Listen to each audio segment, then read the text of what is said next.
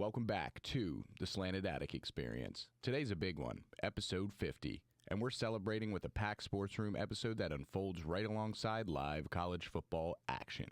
Today, I'm joined by Liam, our Philly-born WVU diehard who's all in on the rise of the PLL, and D. Mills, the Richmond native powered by live music, clean stats, and stories that somehow connect golf struggles, rivalry games, and analytics into one smooth line.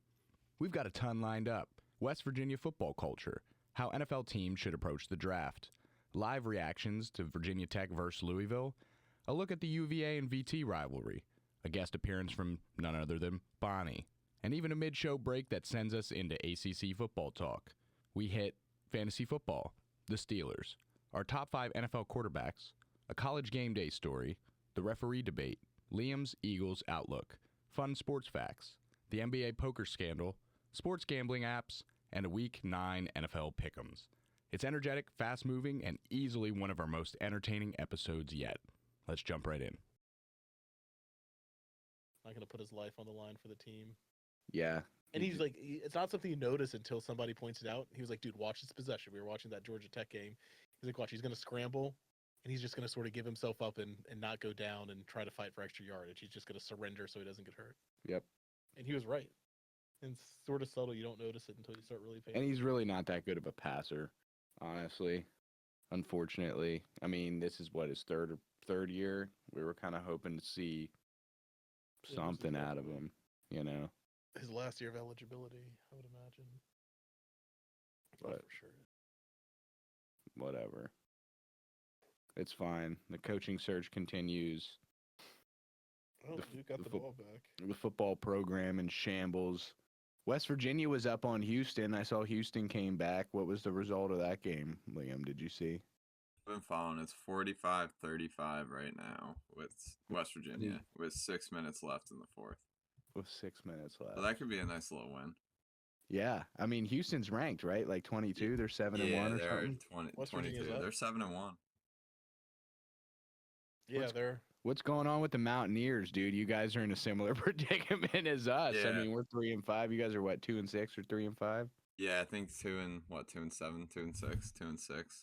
And It's kind of weird year where you get like a new coach, and the last coach just left the cupboard absolutely bare, and we just had no talent. So you just kind of accept that it's going to be a disaster of a season. But even like we had a Jaheim White, nasty running back, he could be like a dark horse Heisman at some point. Done for season, best wide receiver, done for season, same game. Starting some freshmen. They've played like 6 different quarterbacks, so it's just been a disaster. Yeah. They've gotten blown out, but last week they hung in there. They're winning this week, so they're at least showing a little bit of fight recently, which is good to see. Yep. No, I hear that. I mean, you want players that want to be there at the college level, especially. Yeah, and it's tough now, like with the coaching carousel and how likely a program is to pull the plug on a coach mid-season. With that opens up the transfer portal, which causes even more problems. If your coach gets fired, you have a 30-day window to enter the transfer portal, and you saw it happen with a good amount of the Tech players because 8. Yeah, because you do 8 it. players. Well, Tech did it after the 4th game, and that's the limit. You can play in 4 games a season and still retain your eligibility. So it almost seems like Tech should have waited another week to do that. They would have had less players transfer. So the players would have stayed. Is it like it caused a perfect scenario for them to transfer because their eligibility is not impacted? They only played 4 games, and then they have an out. I thought there was the 30-day rule that they were able to retain the eligibility no matter what, or is that only within 4 days? I could be wrong. I can't imagine that if you play 8 or 9 games, you get to retain eligibility. Yeah, I think it makes sense. I think it's still the 4 game thing. I could be wrong. Feel free to fact check me on that. Nah, I don't know. It's fine. Yeah. But I thought it was still the. I doubt it. That sounds like a lot. Yeah. I also think it's like Brian Kelly just got fired after 8 games. There's no way you can play. Yeah. I think it'll be interesting to see like what trends schools go with too, because they've got 2 really good running backs. Are they gonna smoke us? A little too early to tell. Louisville does typically score quickly. and then their offense becomes a little more predictable. How They so? also, what's that? How so? Do their schemes? Yeah, so they've got two talented running backs who can give you a 1-2 punch early in the first quarter, but they also have a wide receiver. I believe his last name is Bell, who is expected to be an early first-round draft pick. Really? So once they get a look at some coverages, they'll start going pass heavy. And I think a lot of times defenses expect them to go pass heavy from the beginning because they do have that weapon.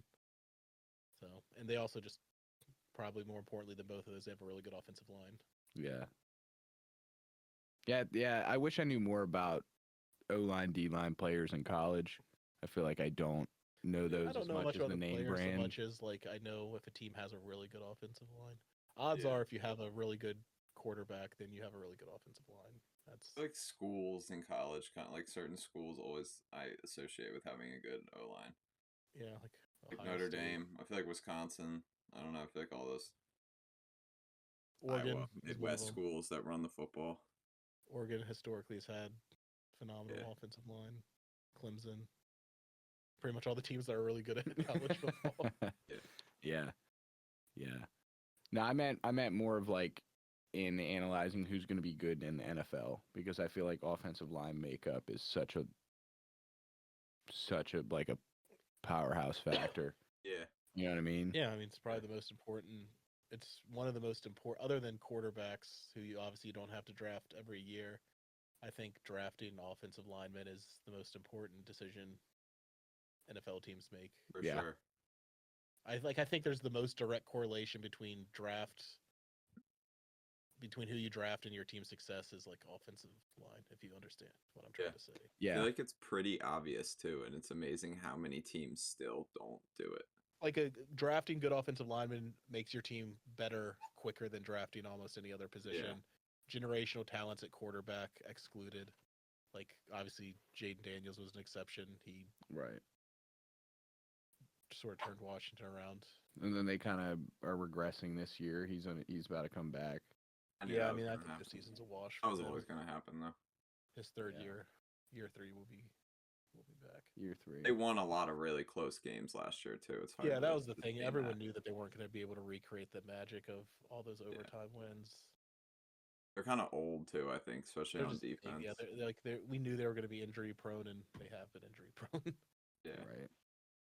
I mean, they're the oldest team in the NFL, aren't they? Yeah, I think it's like not even close. Yeah. Zach Ertz is still kind of balling. Yeah, I've got him on fantasy right now. Yeah. Super Bowl champ. I had Njinko. What's his name for the Browns? Njoku. Yeah, I have Fannin Jr. He's been kind of my sleeper guy this year. It was a close game until my opponent this week, I think it was my buddy Matt, had Kraft from Green Bay. Yeah, fucking like 30 points. Right. So we're going into the final. We're going into Monday, and we each had one player left. I had my quarterback, Baker Mayfield, and he had the tight end, because I think there were 2 Monday night games. Yeah, which I hate, by the way. I'm not. Not an advocate of dual Monday night football games. I had like a 10-point lead, and of course, like my win percentage on the sleeper app was like 70%. And Baker Mayfield scores 4 fucking fantasy points, and this tight end Kraft scores 33. He has 2 touchdowns and 150 yards receiving. Best game of his career. Until the following week. God. He had 3 touchdowns, I think, the following week against Pittsburgh. This was this most recent. It was against Pittsburgh? Oh, okay. Yeah, 2. Yep. 2 touchdowns and like 150. That game pissed me off. I lost. And then the week before, I lost by 1 point. 1.2 points in fantasy. Really? I'm on 2-game losing streak thanks to that. Did you pick a bad kicker? I mean, really, some weeks it just comes down to that. I scored like 145 Dicker, the kicker, has points. been winning me games. He wins me fantasy games. It was one of my best weeks. Just my opponent had a better week. I scored, I think, 160 last week in a league. I forget. Yeah. See what I in like one of my leagues, I'm like if we want to 3 and 5. How many games in are we even? Read my lineup. I'm 3 and 5 in 2 leagues. And then I'm 7 and 1 in the other, and in the 3 and 5 one, I drafted. In the 7 and 1, I forgot about the draft, and I auto drafted. Yeah. I'll share. Like, wow, that makes me feel good about my team draft. Is nasty, and he was the only person that was on auto draft in our league. Dude, it works sometimes. Dude. I had I've seen Trey some people go- McBride and Kittle. Like the amount of Yeah, running backs. Yes. I had Scatabo, I had Williams, Scatabo Josh too. Jacobs, My and third. Bijan Robinson. Damn. Auto So draft. here's my lineup. I'll share it with that. All right. Let's go. So That's your 7-1 league. Yeah. So I have Baker as my quarterback, but he's on a bye this week, so I'm starting Jordan Love. Then I've got Achan from the Dolphins, who got me 16 on Thursday.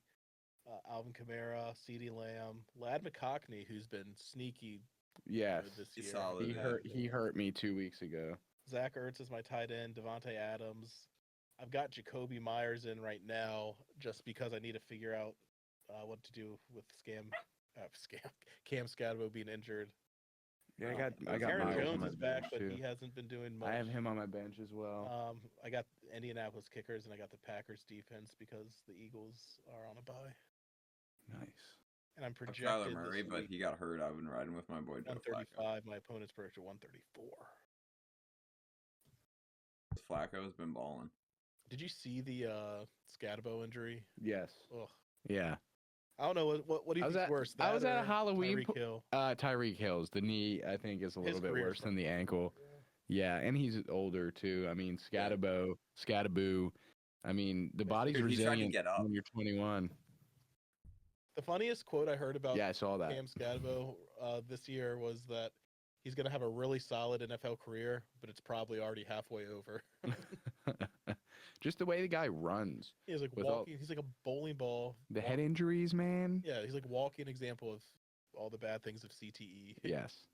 Well, I guest featured on the Palm City Chucks 2 weeks ago. Appreciate the Palm City Chucks for having me on. And they were talking about how they were waiting until he got fined for his running style. Ooh, overthrew him. Because players have previously in the past gotten fined for like spearing, Yeah. defensive players. Saquon gets fined like every week. Which is crazy. Yeah. What is that? Another 3 and out? Yep. Actually, no, I think you guys converted 1 first down. But yeah. When does VT play? Do they start? Yeah, 5 minutes into the first quarter, Louisville's up 7-0. I mean, it was really just a big splash play. It was like a 60-yard touchdown Yeah, it was rush. like their first play from scrimmage, first or second play from scrimmage. Yeah. So, Touchback, so we'll see. expecting a loss. Guys are looking pretty cool. Expecting a loss. I mean, it's a tough game. Yeah. It's Louisville. How do you say it? Do you say Louisville? Louisville. Louisville. Oh, Locals. How do I say locals say it? I think it's like Louisville. Louisville. Louisville. it's Louisville. You gotta have, But like, that, I don't know. you gotta have the Kentucky drawl. Louisville. Louisville. Louisville, Kentucky. Louisville. Louisville. I have a good friend in Louisville. I want to hopefully visit soon. I feel Apparently like it's they have like really good years and like really bad years, and it's just kind of random whether. Yeah, he was telling me that it's like they always have like 1 or 2 mistakes every year that prevent them from being a really good team. Like like one bad play call in one game will ruin their whole season. Mm-hmm. Yeah, you got to like They're do their something to knock quarterback. off Clemson, and then you keep making A lot of mistakes. money. He's Mill. I think his name is Mark Mill or something like that. The Louisville quarterback? Yeah, he was Southern California quarterback. How much money did he get? It's over $1 million. No way. Yeah.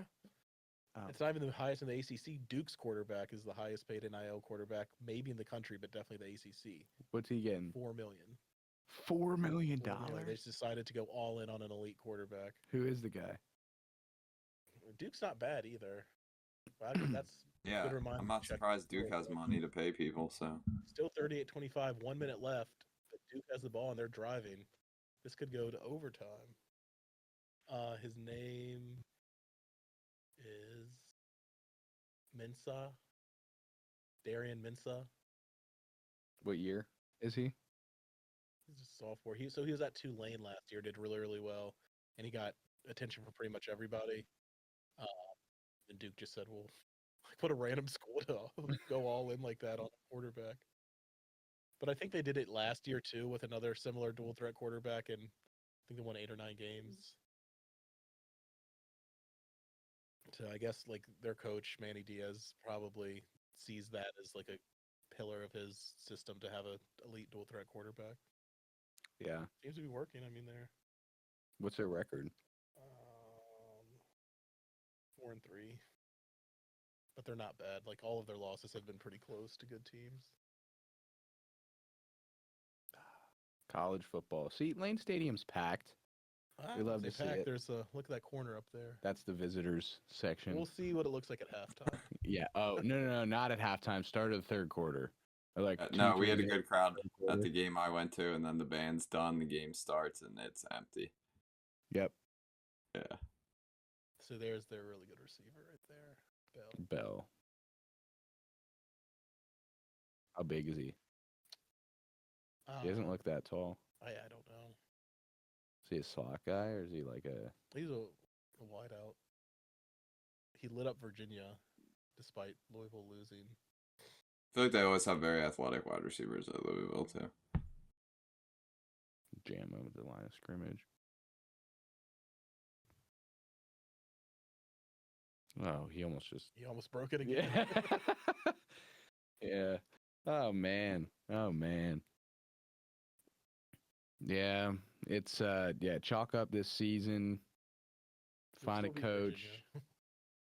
Yeah. Although I was talking about this with another one of my tech buddies recently.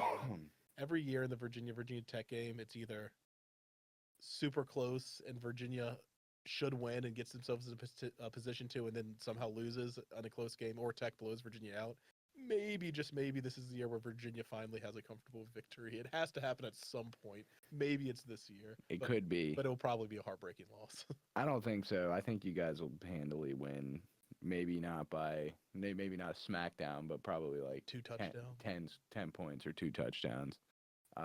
Something where you don't have to shit your pants in the fourth quarter. Yes. I think that's what it's going to be. I mean, simply said, the UVA roster is just better. And talented. Well, I mean, it proves as a good example. And this also touches on what we talked about in our episode of the pod. Go back and check that out for all the listeners that have good plug. The D Mills episode. Good plug. I think it's 41.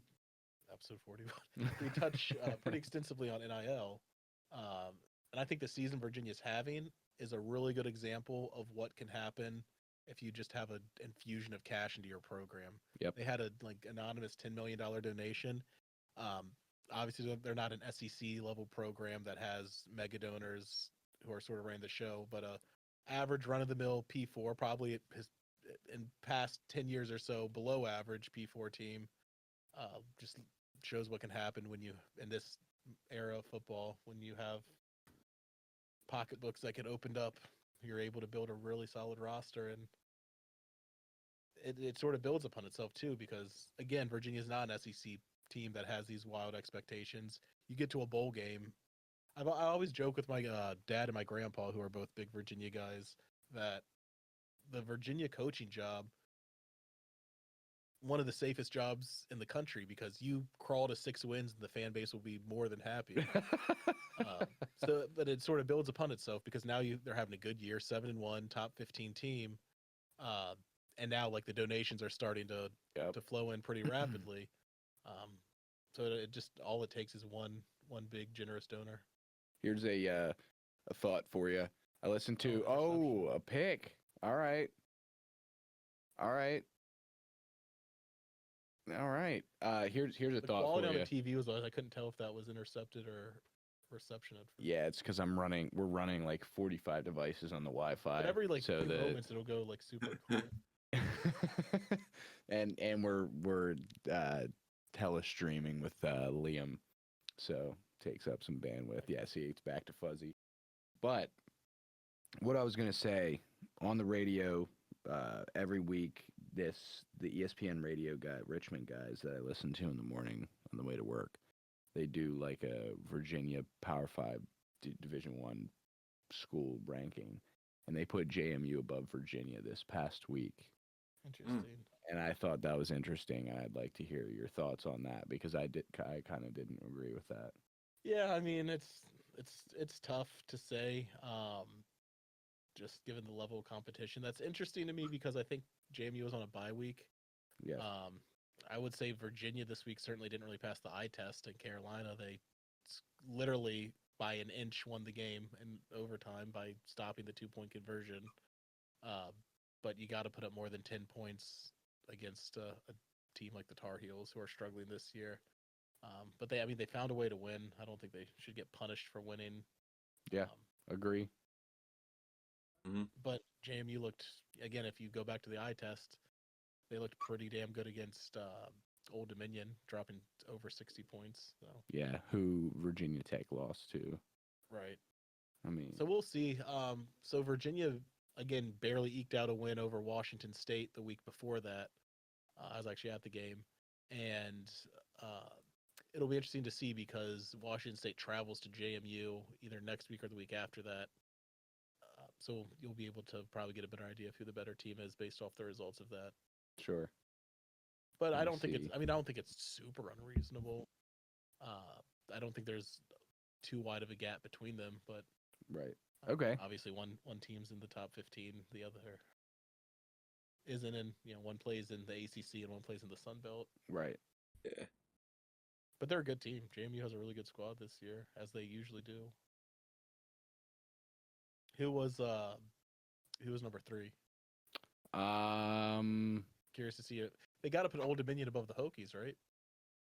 I mean, yeah, the Hokies were low. I don't even know. Who are the 5 Division I teams in Virginia? It's Virginia Tech, JMU, ODU, Liberty, I assume. Liberty. I think Liberty's not doing super well this year. We're looking it up. Virginia Tech, VMI, JMU, Liberty, U of R, but they're so the VMI, William and Mary, Hampton. Those are all subdivisions. So I think there's only Old 5 Dominion, actual Division I teams. Yep. Yeah. So it would have had to been U of R. Well, UVA's not on here.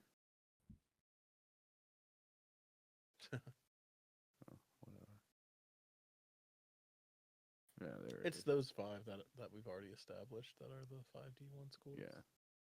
So yeah, I mean, it was probably. I mean, Virginia Tech might have been last behind Liberty, even. I don't think they'd be last behind Liberty, especially after the Cal game. Is that like a weekly power rankings they do? Yeah, they talk about it after each week. Is Bonnie over there next to you? I guess. Yeah. Now would be a good time to address the elephant in the room for those of you that are longtime sports room listeners. Today, Graham was unable to join us, but D Mills was able to graciously enough attend the podcast. So we'd like to welcome his presence in here. And we do have another guest host, Bonnie. She's hanging out with us in the podcast room, but yeah. Now that the elephant in the room is addressed, the Hokies can go ahead and score here, hopefully, and tie the football game. Mountaineers won, so. Oh, I couldn't tell if that got swatted or not, but it didn't. But ultimately, probably would have been better for them if it did, because I think they lost a yard there. What do you think here? Do you go for it if you don't convert? You're at home playing a ranked team. Why not? Season already hasn't been going the way you wanted to. I would say you go for it. I agree. Or do you take the I'd points always early? just go for it. Well, it's gonna be let's just see what happens on 3rd down first. Yeah, 3rd and 4, because there's still a chance to get a first down conversion, and then you have a fresh set of downs from the 3 or 4 yard line. On times I've seen somebody not go for it, and then it's like a 30-yard punt, and the net gain yards is like 25. Like, dude. 4th and 1. 4th and 1. All right, the exact hypothetical we were. I say you rip it. I say you go for it. Me too. If it was any more than 1, I'd say kick. Regardless, they're going to try to draw him off sides and take it to the 2-minute warning. Oh, he did not get it. Oh, that was terrible play call. I hate. Did you get it? Oh, flag. No. That's What are these guys? Offsides. I think it's on Louisville. All right, the suspense. I just run it up the middle or QB sneak it. It's not that Yeah, complicated. Liam, you're the one who told me you listen to games without the volume sometimes, right? Yeah, I do. I'll mute it. Don't. The announcers drive me crazy. Some of them do drive me insane. Yeah, I was watching that Carolina game last week. The announcers were horrible. West Durham, if you're listening to this podcast, do better. It depends, because I like hearing the crowd and all that kind of stuff, but sometimes I'm like, Oh my God. So Duke scored, and then they went for 2 and got it, so now they're up 1 with 40 seconds left. Wow.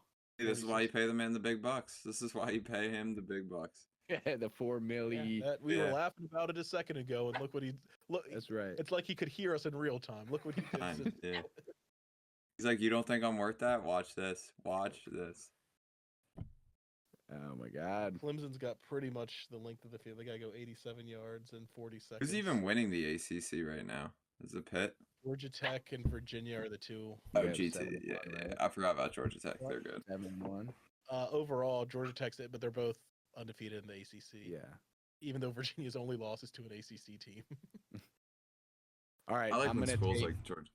I'm gonna My take a bad, quick 5 to take somebody out to use the restroom outside. So D Mills and Liam are gonna hold down the fort while Tyler and Bonnie take a quick run. Okay.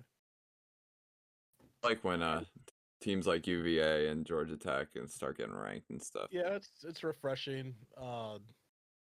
It's how it should be. Like it shouldn't be Yeah. the same team every year. Yeah. Because like And- those two teams aren't going to be at the top next year.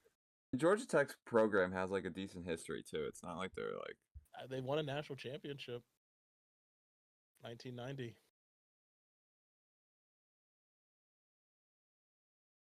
it should still be higher, honestly. But I think it was either 1990 or 1991. Yellow Jackets won it all. That's why I like the ACC. Everyone likes to shit on it, but there's way more parity in the ACC. It's not going to be like the SEC or the Big Ten or even the Big 12, where it's going to be the same 2 or 3 teams. yeah, I think that they're missing like 1 or 2 schools outside of Clemson football wise, but their basketball is really good too. Yeah, it's just funny to me also that Florida State is the team that so desperately has tried to leave the ACC, and they haven't won an ACC game unless they ended up winning the other week. They went I would vote for They went like over 400 days without winning an ACC game. yeah. And I think they're the team West Virginia would fit in well in they're the ACC. better than. Oh no, they lost to Stanford. Yeah, so they Florida State has not won an ACC game in over a year. It's been over a full calendar year since Florida State has won an ACC football game. That's crazy. And their one tonight is not again. They're playing a decent Wake Forest team who plays really good defense. God, I forgot that they lost to Stanford. That's crazy. So bad. But they beat Bama. It's just, football makes no sense. Season, you know. That's why I at least like the playoff structure now a little bit better, because you have some leeway if like you lose one of those games. Yeah. I read just the other day that they want to part ways with their coach. They just can't afford to. Like his buyout is so expensive that Florida State simply doesn't have the funds available to pay for his buyout right now. That's so weird too, because they went undefeated. They all got hurt. It felt like they got robbed of a playoff spot, and then they just fell off a cliff. I still maintain that anybody who goes undefeated in a power conference should go to the playoffs. Yeah, they for sure should have been it. I don't empathize with them. They got hosed there, but yeah, they did. Follow that up. Best thing they could have done was to follow it up with another undefeated season and make the playoffs that time. Instead, they followed it up with a 1-11 season. Yep. And exact opposite. Not one conference game since then. So they sort of proved everybody's point there. Yeah, they did. And it doesn't look great for the ACC. They did lose like a lot of talent. Like that team had like 7 or 8 draft picks. Entire roster. Quarterback left. And yeah, they had the quarterback who basically, I think he since had to medically retire from football. I forget his name. I think it was Jordan Travis. Yeah, Jordan Travis. I could be wrong, but I feel like I saw something where he's had to medically retire from football because of that injury, which sucks. I think he was supposed to be like a pretty high draft pick, and too gruesome of an injury to recover from. I'm gonna fact check myself on that. Let's see. Yeah, former professional football player. Brutal. Yeah, so he did end up getting picked in the draft. Where did he go? Jets. He announced his retirement, medically retired from football in April of 2025. Yeah, if I got drafted by the Jets, I'd probably do that too. Crazy game last week, though. Yeah, it was. That comeback. It was cool they were able to do that, too, on the day that one of their best players ever in franchise history died. Right. Nick Mangold.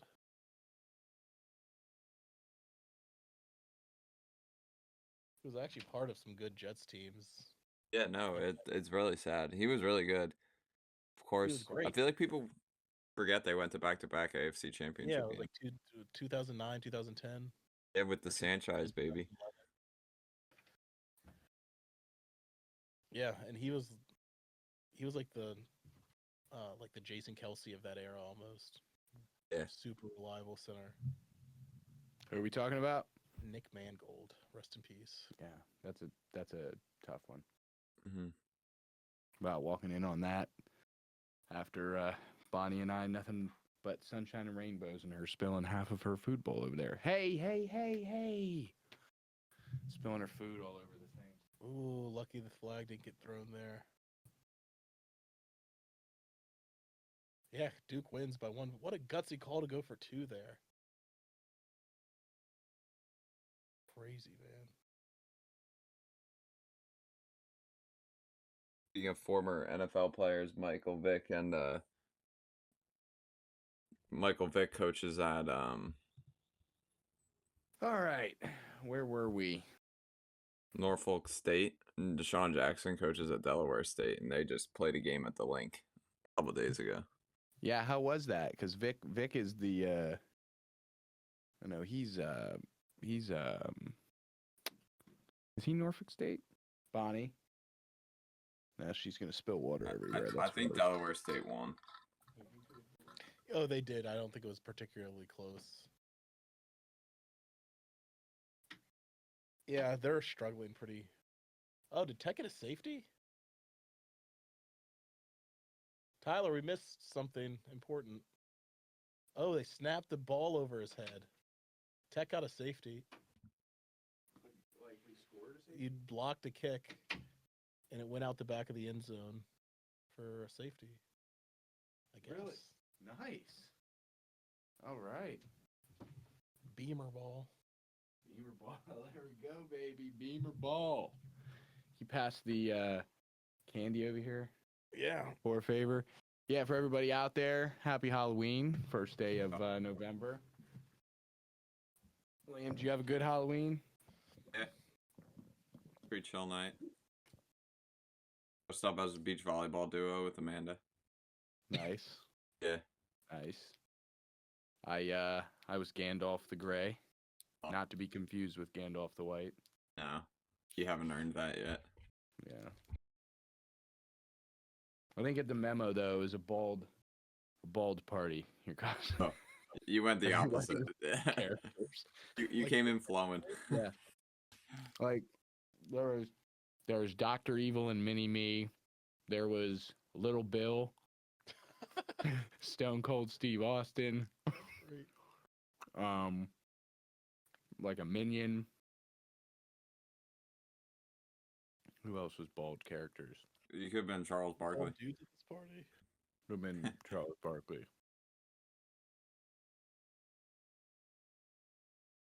But yeah, it was fun. I bought a big bag of candy thinking there would be trick-or-treaters. I didn't get any either, man. Same boat. Did a couple. My neighbors downstairs were handing out candy. I wish it wasn't as expensive, but that's to talk about on another podcast. Let's get back to, I guess we could go college football. We're talking about fantasy.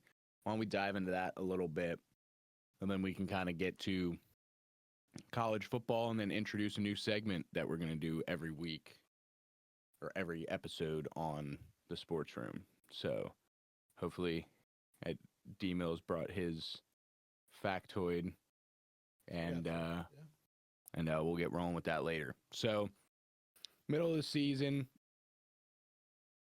interesting spot.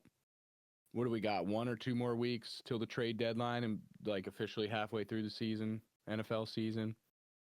I think we have 1 more week before. Yeah. Interesting spot. You're a Commanders fan, D-Mills? I mean, with a gun to my head, I am. I don't, not the hugest NFL fan, but yes, I will root for the Commanders. We got Liam but I also for won't Philly. lose sleep when they lose. Birds. Liam, Birds fan, and then Pittsburgh fan myself, which has been a very interesting ride the last I'd like to hear your thoughts on few weeks. where they are. It looks like I think the deadline's on the Tuesday, the 4th. Oh, really? It's been kind of an interesting NFL year. I feel like it's kind of the obvious teams everyone knows: Bills, Birds, Ravens. They're gonna have a down the year. Colts are the only real big surprise. But like Honestly, nobody's yeah. like taken the league by storm. I feel like nobody looks great. Like the Eagles are like the case of that. They'll look like the best team in the world for a quarter, and then the next quarter they can't even get a first down. It's just like, what am I watching? The Bills are interesting. Yeah. They're 4-5-2. They've played against marginal teams. It'll be interesting to see them go up against Kansas City this week. Mm-hmm. I think it'll be a real testament to where their team's actually at and whether they should kind of be considered a contender, Yeah. And it's a competitive league, I think, too. Like people it's not college, it's hard to win. Yes. I actually think, Jalen always preaches it a little obnoxiously, but just like all that matters is winning. But it's kind of refreshing at times to just not even worry about stats. I feel like everyone's so caught up in stats and how many whatever you're doing, but like you just got to win the football game. Matters is how many wins you have. Yep. Yeah. So I'll start my rant about Pittsburgh if you guys would like to hear it. Yeah, sure. I actually am interested. So Because things could be worse. agreed. I'll list positives and negatives, and then I'll kind of go through what I see as an outlook for the rest of the season and what I hope to achieve. Let me pull up the remaining schedule.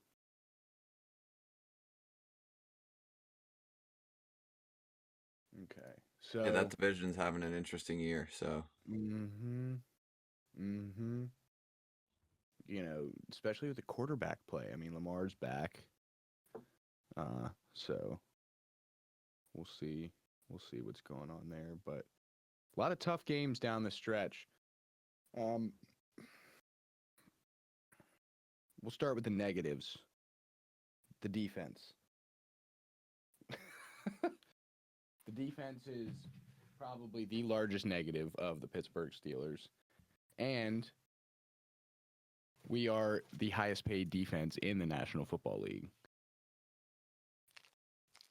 We should not be ranked 28th or 31st in points allowed per game, passing or total yards allowed per game. In particular, the run defense. The run defense has been shoddy, which opens up the playbook. Honestly, you can throw the ball downfield. Our defense is stale.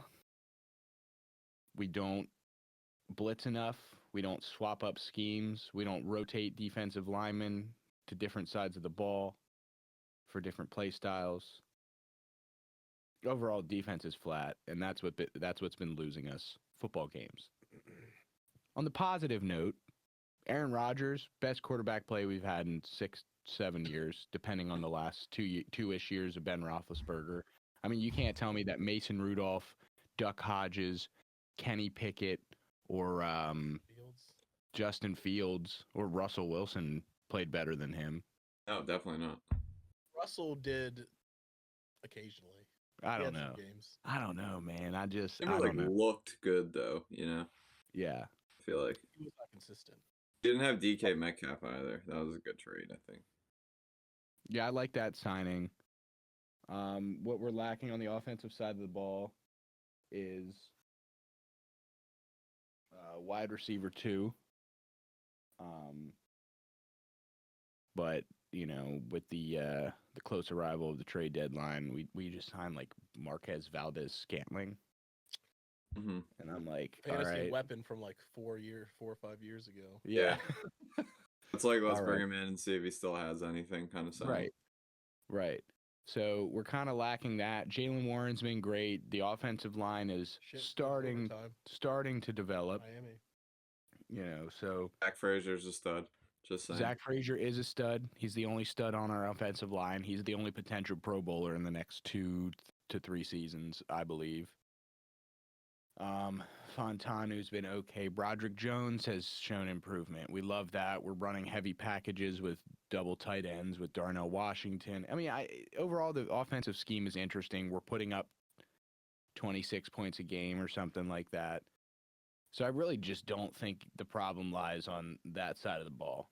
Yeah. Another negative, Mike Tomlin, Terrell Austin, I believe both need to be relieved of their duties as I was about to ask what you thought. Pittsburgh Steelers coaches. I don't necessarily hate it, but like this has been it since what, 2010, I think is the last time we had a deep playoff run, maybe like 2014. It's been like 11 years of mediocrity. You know what I mean? Like it's not like we're giving up on them. I'd say of slightly above averageness. Yes. Just good enough to. And I mean, yeah, figuring out the quarterback puzzle is obviously of the utmost importance because since Big Ben's gone, you haven't been able to do that. Right. So, unlocking the potential to score in the 20s this year. I don't think our offense has averaged above 20 points a game in the last 5 seasons. You know what I mean? Yeah. Like they haven't looked dangerous. Yep, score to win. Yeah. So, and coming into the season with the highest paid defense, we look great on paper. It's just, it's frustrating as a fan to kind of see us let up 30 plus points a game. That being said, moving forward, I think if we had Flores on the staff and we let him go, but like I think if we can find a guy that can beef up the defensive scheme and get with today's NFL, we're wasting Aaron Rodgers' potential last season is the problem. You know what I mean? Right. Yeah. And do we re-sign him next year? What is he, 41? He's going to be 42 next year. Can he deliver another? I mean, he's probably going to have at least 3,000 passing yards, 25 touchdowns. He's had 2 4-touchdown games already. I mean, he's not going to have a bad season, but like, is he really going to play a whole another year of that caliber for us? That's what's tough to understand, hash out, Right. Especially, it's hard to justify signing him again. But what are other options? I mean, we have Will Howard. That's what I was going to say. Who's free agency this year? Kirk Cousins? Kind of the same thing with the coach, too, I think. Like, who do you hire to replace him? Right. Like, who's available? Yeah. Market's crazy right now for that kind of stuff. But all in, 4-3 currently. Obviously, Cincinnati one was miserable. Green Bay one was ugly. We play Indianapolis tomorrow. That game's going to be tough. I think we're going to lose. Then we play at Los Angeles Sunday night, which, depending on their offensive line situation, Joe Alt was back last week and they look much better. So that could be a very tough game. Probably lose that one too. We have to be a home game at least. What's that? But at least that'll be a home game, and if it's in LA, it's in LA. Yeah, it'll be all Steelers fans. Yeah. Yeah, and then we got Cincinnati I'm gonna rock it at home. Okay, yeah, go for it. Cincinnati at home. Hopefully a win. Then we play at Chicago, which, I mean, they were on a 4-game winning streak. Bonnie. They're solid. They're better. Bonnie. Then we play at Chicago. 1 p.m. game. That'll be interesting. We'll see. I mean, we could win that. Then we play Buffalo at home. Probably get smoked by them. Then we play Baltimore. First game at Baltimore. I will be attending this game. December 7th. I'm excited for that. Nice. And then we play home against Miami. So the first... That better be a dub. The first potentially easy game, you know what I mean? And by then, maybe they figure it out. Who knows?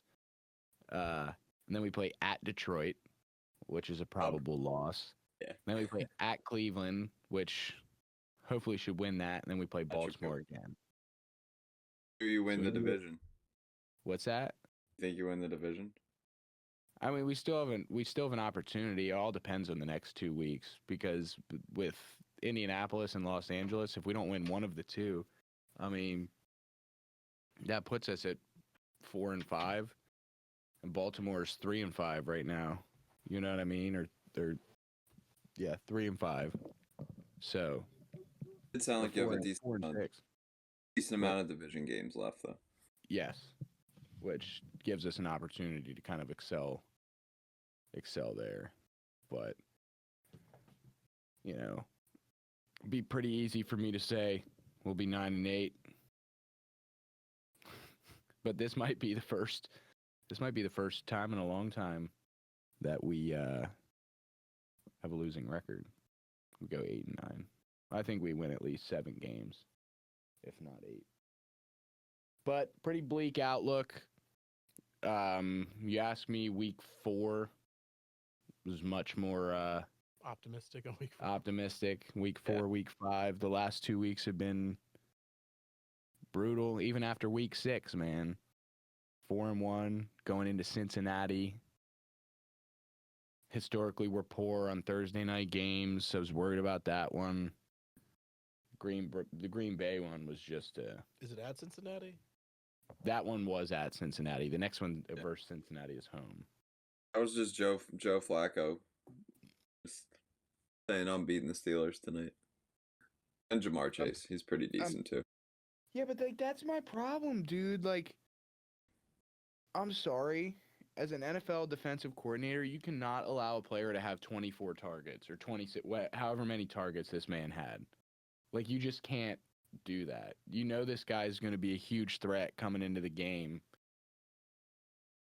Or when they ran that keeper with Joe and he scrambled for like 12 yards.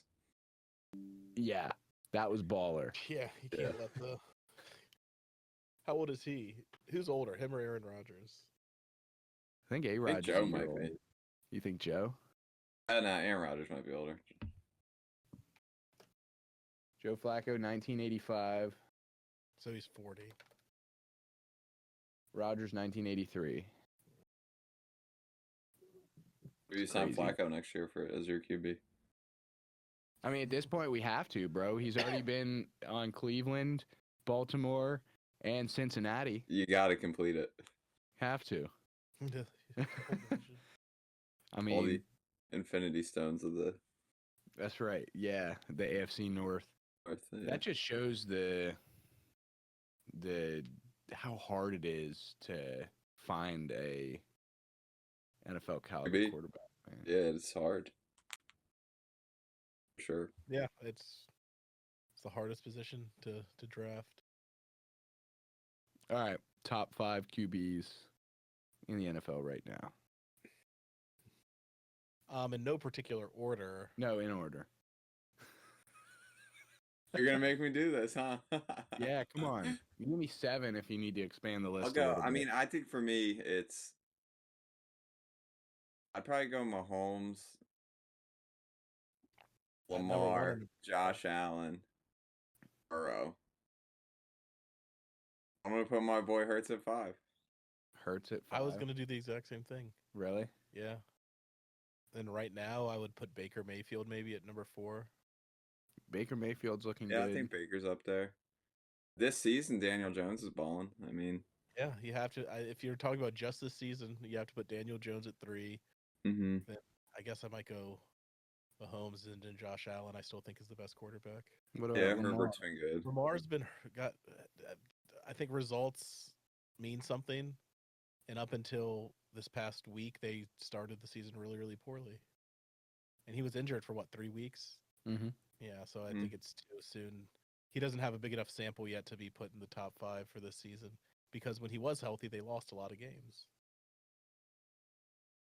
They had a bunch of defensive players out, if I remember correctly, too. I think Kyle Hamilton.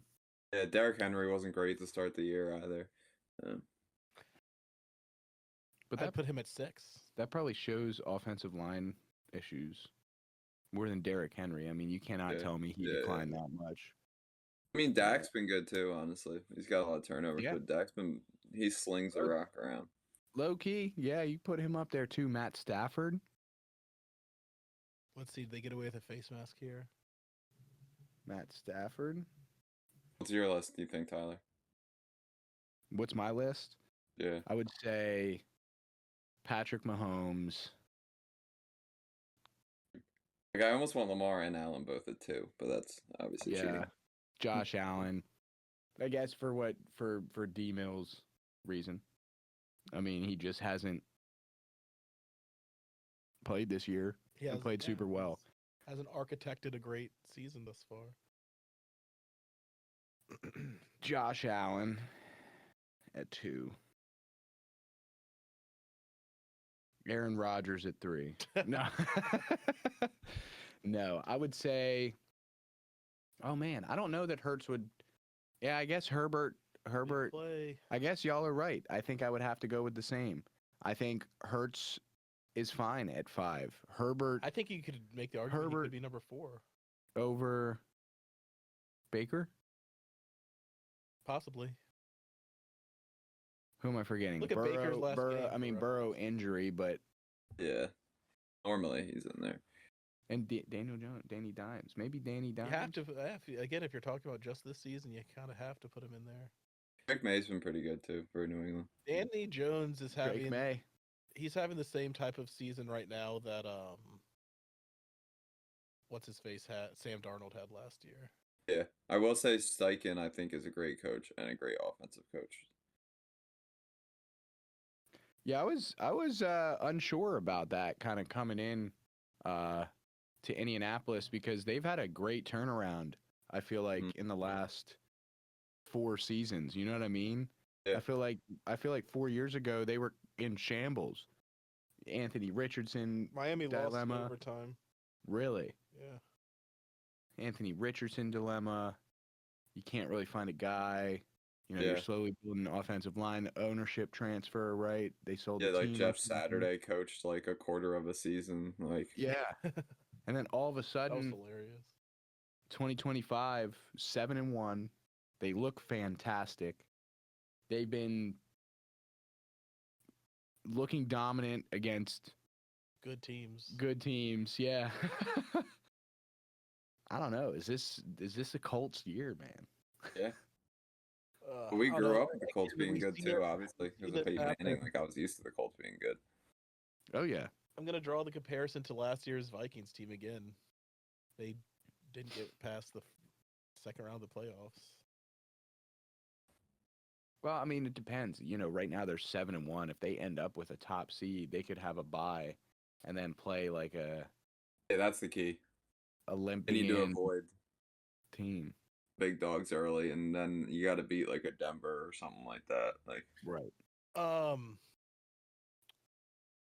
Should we have included Goff in the top 5? Goff? I don't think so. I think top 10 for sure. I think he's a 5 to 10 range, as is Matthew Stafford. Yeah.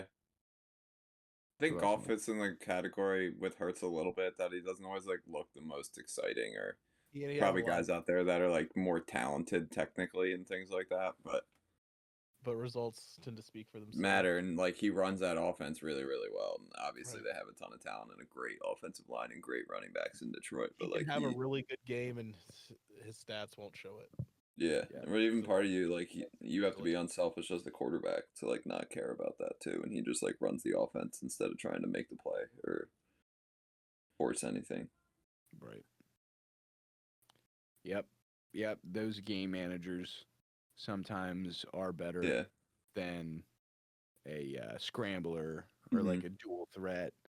You know, like you said, I mean, Dak, considerable. I mean, I think I put him like top 7 or 8, if not top 5. I mean, their defense is just Almost like a college football team this year. shite. With an awful defense, like a Big 12 team. Old Big 12.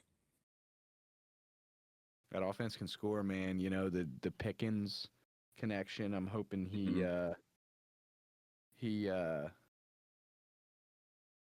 falls off. Pittsburgh has a good track record. Right. with CD trading Lamb's wide a monster. receivers. So I'm hoping that continues.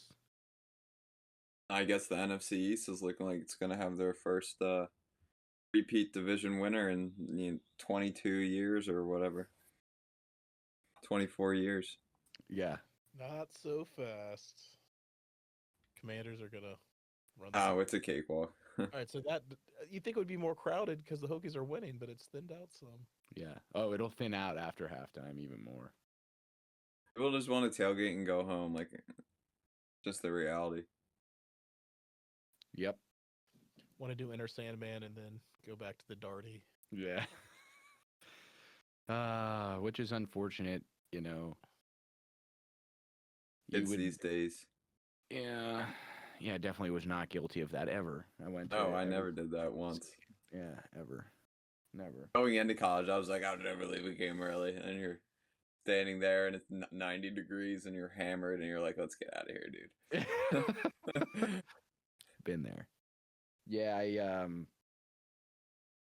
I don't know if I've ever told this story on the podcast, and it's unfortunate that Graham's not here. So hopefully he gets to hear this one on the other side of the recording booth this time. But it was sophomore year, and I had a ticket to the Clemson game, and it was college game day at Virginia Tech, and I had tickets to like the one student section that was better than the other general student section. So I did a bunch of Photoshop and photoshopped everybody's names onto my ticket so then everybody could like show it, because once you scanned yours to get in, you just had to visually show it to the security guard to let you in each one of the sections. Yeah, we did that with basketball tickets in college. Yeah. So I lose Graham at whatever function or event we were at, you know, prior to going to the game. And I get up to the gate and I try to scan my ticket and they're like, It's already been scanned. It's already been scanned. Oh. So I'm like, you got to be joking me. I'm like, this is my ticket. So I'm like, can you try again? Yada, yada, whatever. Oh, it's already been scanned. Phone's at like 5% battery. I don't have service at the stadium. I'm trying to call him and be like, yo, I need you to come scan your other ticket. I'm trying to get in this football game. And so didn't make it in. We obviously lost that game. Yeah, that's funny. Yeah, that's not like one where you can just go and scalp one for $15 in the parking lot right after kickoff either. Right. Yeah. Oh yeah. That was a pretty prime game. So it was a bummer, but fortunately it wasn't a good good game. It was kind of a blowout. Probably wouldn't be on talking terms if it was a if it ended up being a all timer. No, I would still be pissed at Graham, but not that upset. But yeah, it's Lane Stadium. Would love it to be more packed. Oh, he dropped it. All right. If you're a Tech fan, you really want to hold him here because then you can start thinking about going into the half with getting some more points on the board versus going to half basically tied after how well you played all half. Right. Guy's gonna be running sprints in practice for that. We're dropping that ball. That's funny. Bonnie's curled up on the pad over here, just chatting about college football, watching the Hokies currently win on a brisk autumn afternoon. Mountaineers had an upset win, so the Hokies turn, I think. She told me her favorite player was Saquon Barkley. Not surprised. The entire clan is our Eagles fan. She has a jersey, so she did not agree with the roughing the passer. Roughing the passer. Or the Paul start. All right, actually, can we have this conversation really quick? The standard of refereeing in the National Football League. Have you guys also noticed that everything's been kind of bad? I mean, let's start with the obvious one, that tush-push fumble in the Birds-Giants game. Yeah. I was in the car driving, and my brother was texting, like, oh, that should have been a fumble. And I was like, nah, they do that all the time. You know, like the guy's laying there, and they just rip it out after the play. That's just what I assuming it was. And I watched the replay, and I was like, oh, my gosh. Yeah. It's so bad. Yep. Every game, I feel like there's something. Yep. Yeah, the Pittsburgh offsides. Yeah, he flinched, right? Oh, Lyman flinched. No. It was like a 3rd and 5, and we were probably on like our own 45-yard line, and Rodgers gets him with the hard count, and the linebacker jumps the gap early, clearly offsides. Right. He thinks he gets a free play, and he throws one down the field. No flag. Oh, no yeah, flag. yeah. Oh, wow. Yeah, that's lame. Yeah, so it was a 3rd and 8. So it would have been third and 3. It wouldn't have been a first down. That's right. So it's much more manageable. You know what I mean? Right. I mean, Rodgers is like the best at that, too. Roughing the passer. Yeah. Targeting, probably, if I had to guess. Based off of how many flags just came in. That rule's got to go, too. It's ridiculous to me. They're still kicking kids out for some of those hits. Yeah, I get they want to protect. Some of them are so it's I don't understand. I just don't understand the standard at which they're called. Let's see. Yeah, that's probably like 90% of them. The offensive player is lowering their head. That was clearly helmet to helmet, though. Look. That's like he wasn't leading with the game so much. He He tackled with his helmet. He's trying to bat the ball. Yeah, target. Oh, they called targeting, bro.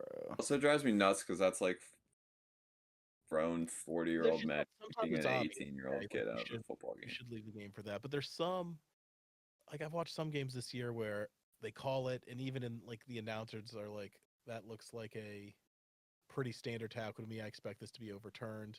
And then they come back and they say the standard for targeting has been upheld. Yep. That one's going to be hard because he literally tackled him with his helmet to helmet. You're trying to convince yourself it's not targeting. They always call targeting. I am. Yeah. You're like, there's no way. I mean, it's kind of close. It's not blatant foul. He's not targeting. He's not leading with the crown of his helmet, but he does. I don't think it's a blatant foul. He's going for the ball, though. He's not. I don't think he's trying to hit him in the head. That's what I think in all leagues too. The difficult thing about target is you don't have to be trying to, but if it just whether or not you do. That's like the problem with the name of the rule too, because like the name of the rule is like you're trying to knock this kid out of the game, like. Right. Yeah, target like the. I don't know. I've seen some overturned this year for sure where I've thought it's been the case, so they may. It's gonna be. Any way we get closed captioning on here?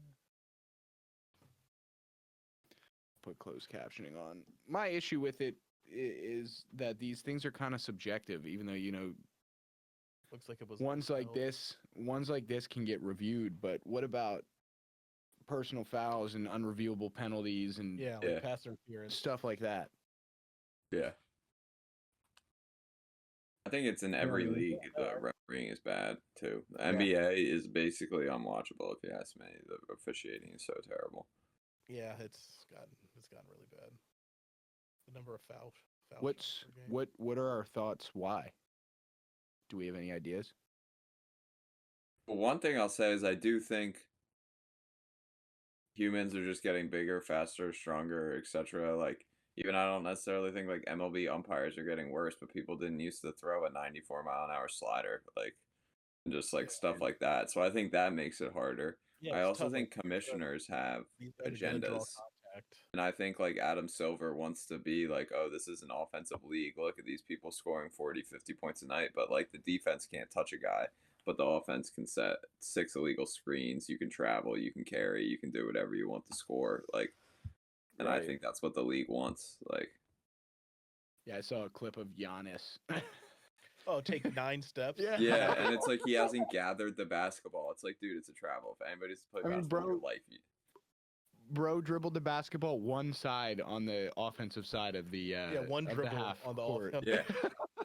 Like if you were playing pickup, you'd call travel on yourself. You'd be like, that felt weird. That was a walk. Here's the ball. Like, I get the man has long legs. He's 7 foot, whatever. But like, you're telling me he can what, pivot and then take 2 steps from half court? Then Euro step after. Yeah. mm-hmm. I don't know about that. That's questionable. Something that drives me nuts is you hear them say like, oh, this year we're going to emphasize like this rule and like look out for this rule. It's like, to me, that doesn't make any sense. You have a rule book. Like, it's either a charge or not. You shouldn't like look to be calling more charges. You should just be like correctly calling the charge. Right. Like, or not. And then you see like an increase in like these calls in this season because like they're looking for it. And it's like, that's not how it works. Like, your job is to watch the sport and call a foul if it happens. Yep. The TJ Watt offsides thing is driving me insane. They're saying he's lining up offsides. Yeah, he gets called. Does he even need to at this point? Like, we're not creative on the defensive side of the football, so we are lining them up in the same exact spot every time, so offenses can adjust and play towards that strength. Mm-hmm. You know what I mean? Put a tight end, chip them. You know. Yeah, running back help him. Yeah. Right. Yeah, running back help on that side of the football. Going for it on 4th and 1. 4th and 1. I also think the leagues need to like. Aren't the refs all unions and outsourced? Like, they need to be hiring their own. That was such a bad play call. I agree. They're unionized too. It's like an association. Yeah. They should have to be ex-players or something like. Something. I gotta say, I disagree with these short yardage situations always being done out of the shotgun now in college football. Well, it's because they don't feel comfortable under center anymore. I mean, you've heard Fields go on media day and talk about how he prefers a shotgun snap, even in like 4th and goal. You know, it just doesn't make sense when you need 1 yard to line up 7 yards. Yeah, you go backwards 4 yards first to move forward 1 yard. It's crazy. Had Louisville done a QB sneak under center right there, I bet you they would have gotten the first. Much more successful than, or even the odds are much more successful. Like if you're Louisville now, Tech's looking to score before half, basically wash any momentum that you have. Like you could have basically evened it out here. I think we did start with the football though. Tech did, yeah. So at least they get it at halftime, but that would be huge to even get a 3-point score here. Yeah, any points would be big. Yeah, go up 19-7, 12-point game. That'd be huge. What's UVA doing right now? They're playing? Yeah, up 10-0 at Cal, but Cal's moving the ball right now. It's at 2nd and 9 on the 30. Dude, I was literally ready to turn this game off after the second drive. I was like, after that big run, I was like, oh, it's over, dude. We have zero chance. Play 4 quarters. That's right. Hokies proving me wrong here. Well, see, I will say Louisville is considered a second half day. The majority of their points this year have been scored in the 3rd quarter, I think.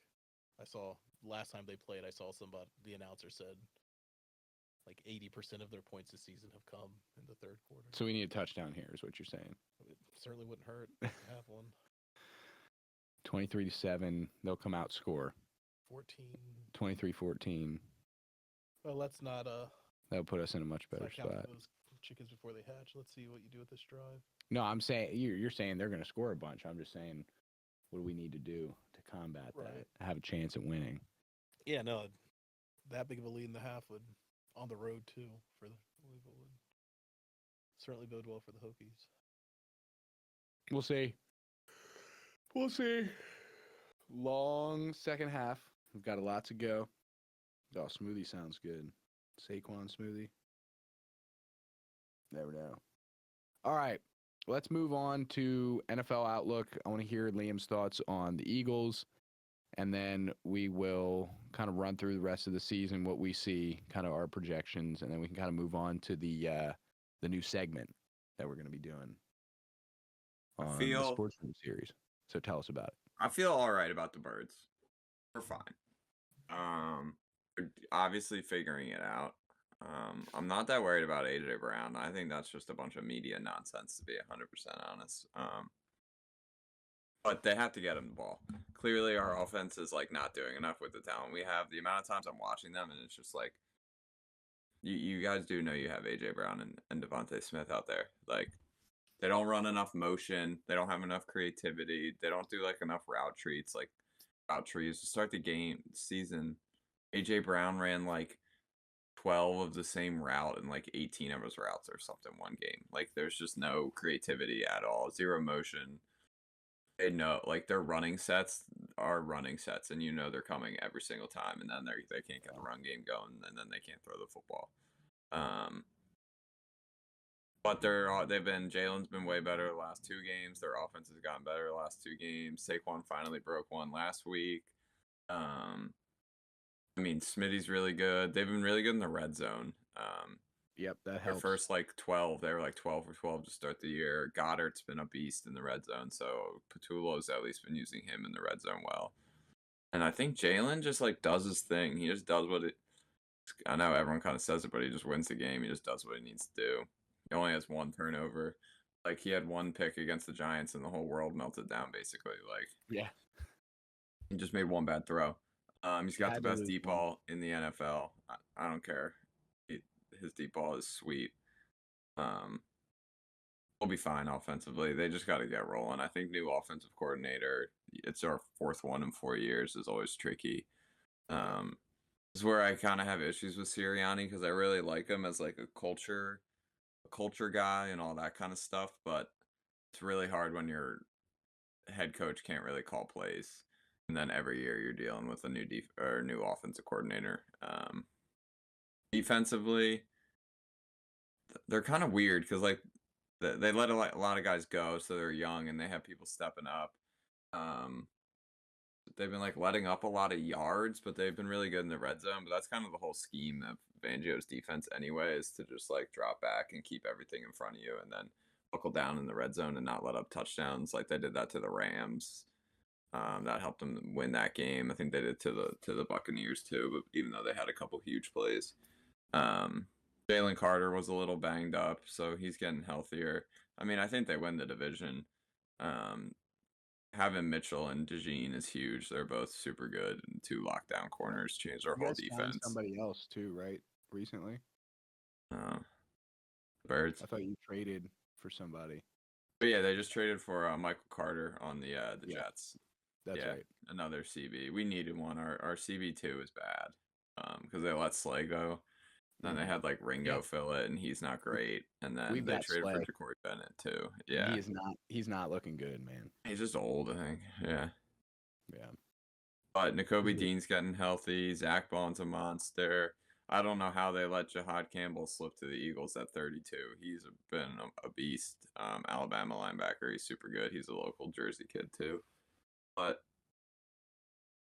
I think it's helpful that the division isn't as good this year, and we can ride in that. And we have a really tough schedule too. Like we've beaten the Chiefs, we've beaten the Rams, we've beaten the Buccaneers. Like they've beaten really good teams, and we're 6-2. And I feel like, as you would think, they're 2-6 almost. I feel good. Get hot going into the playoffs, and I'll have another parade right around the corner like last year. Yeah, I like what you said. I think just giving them a chance to figure it out with a new coordinator at the helm.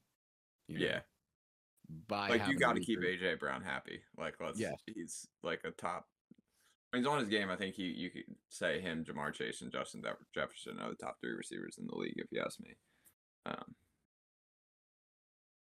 Yeah. But they're 6-2. There's still a lot of time left. Yep. That's what I'm saying. I mean, we have a tough schedule second half of the year, but there's been some Myles Garrett rumors the last couple days to the Birds. Yeah, I've seen that. It's interesting. Would you like that? Yeah. I mean, dude is a monster. Talent-wise, yeah, there's part of me that's like, you know what? I don't know. Just like, will he fit? Sure. Bring him in. Why not? We got Michael Parsons in Green Bay. Like, yeah. I mean, the rest of the NFC East too. I think like Washington's decent. Giants are obviously a little bit better. Dallas is okay. Inches, and it looks like it's going to be a procedural penalty. I think it's going to be like Lions, Eagles out of the NFC. Lions, Eagles, Rams, Bucks, but I don't know. Bucks just never do it in the playoffs. Yeah, I thought the Packers were going to look good. I mean, even against Pittsburgh, they just didn't look like I'm not sold on them. Yeah, me either. I'm not sold on Jordan Love either. I think he's good, but he like does that fadeaway throw way too much, and I think it hurts him a lot. False start? Oh, no, that's brutal, dude. See how long this kick is. I mean, obviously, if you're Tech, getting any points after that 4th down stop is a big deal. Yeah. I don't know. It'll be interesting. AFC's also toss up. We got Kansas City looking very nice after a rough start to begin the year.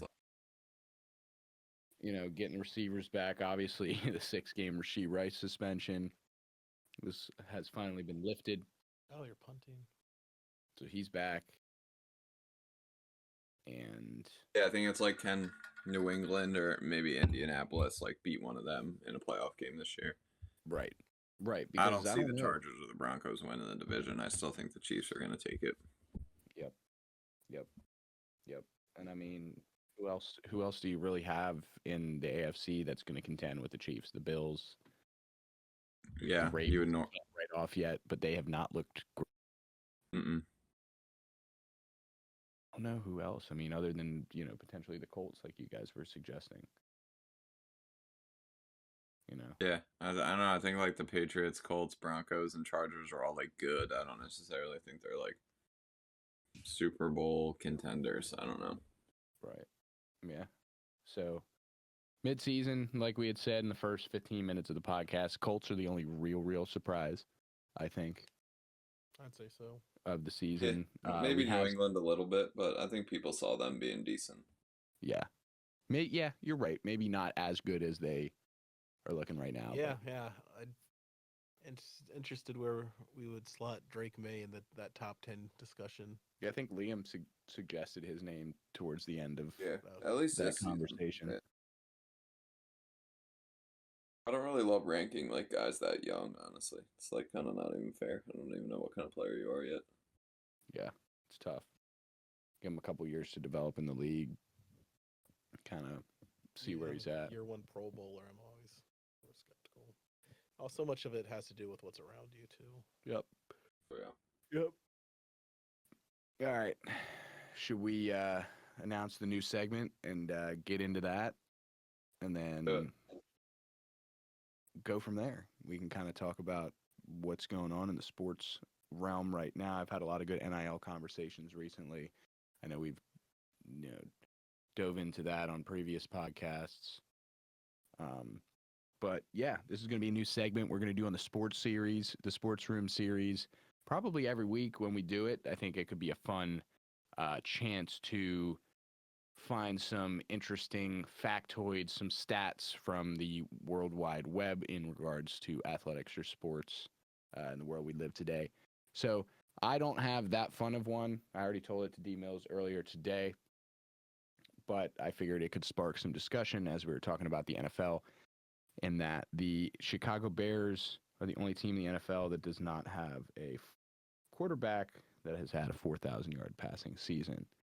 I follow an account on Reddit that, I don't know if it's a bot or if it's a person, but they track every game. It's like all right, Caleb Williams needs to average this many yards per game the rest of the season in order to hit 4,000 yards and be the only quarterback. They had Jay Cutler, I think, is the only notable guy, right? That's ever had anything close. Yeah. I don't know if Jim McMahon did anything, but Butler, who'd they go to the Super Bowl with? Was that like Rex Grossman? I doubt he did. Eric Kramer has the most with 38 yards in 1995. Then 2, 3, and 4 are Jay Cutler with 3,800, 3,600, 3,600. Then 5th is Caleb Williams last year, 3,500. Then Jay Cutler, Mitch Trubisky, Rex Grossman, Billy Wade, Mitch Trubisky, Jim Harbaugh, Jay Cutler. I wonder what he's up to. Yeah. Is he still in the league? Justin Fields. Is Trubisky still in the league? I thought he was a backup. Yeah, he's on Buffalo. Oh, that's right. Yeah. So, thought that was an interesting stat. It's kind of crazy because passing has been considered like an offensive success rate over the past, couple decades as the league has transitioned to more offensive-minded football, So he just joined and left, I think. He dipped out. Maybe had to reconnect. So I think that's just interesting. Does it translate directly to not having success in the Chicago organization because they don't have a good quarterback? I mean, yeah, it's definitely part of the reason. It's hard to win without a good quarterback. You look at the year they went to the Super Bowl, it's because they had generational season in Devin Hester. So yeah, I mean, I would say you have to have. Now, obviously, if we wanted to, we could do some more digging and see what NFL quarterbacks have won Super Bowls not having 4,000-yard seasons. Let's see if that's a stat. I bet there's more than we'd think. But you have to have all NFL talent around you to do that. Since 1996, only 2 Super Bowl winning quarterbacks have never passed for 4,000 yards in a single season. Nick Foles and Trent Dilfer. Brad Johnson also achieved a Super Bowl victory without reaching 4,000 passing yards in assist. And they're pretty big asterisks next to Nick Foles. Right. Oh, it said, notably many Super Bowl winning... This isn't right then. Notably, many Super Bowl winning quarterbacks who later achieved 4,000-yard seasons had not yet done so at the time of their championship wins, including Brady, 2001, 2003, 2004, Roethlisberger, 05, 08, Manning, 07, Joe Flacco, 2012, and Russell Wilson, 2013. So, 4,000-yard seasons by quarterbacks. Peyton Manning has had 14.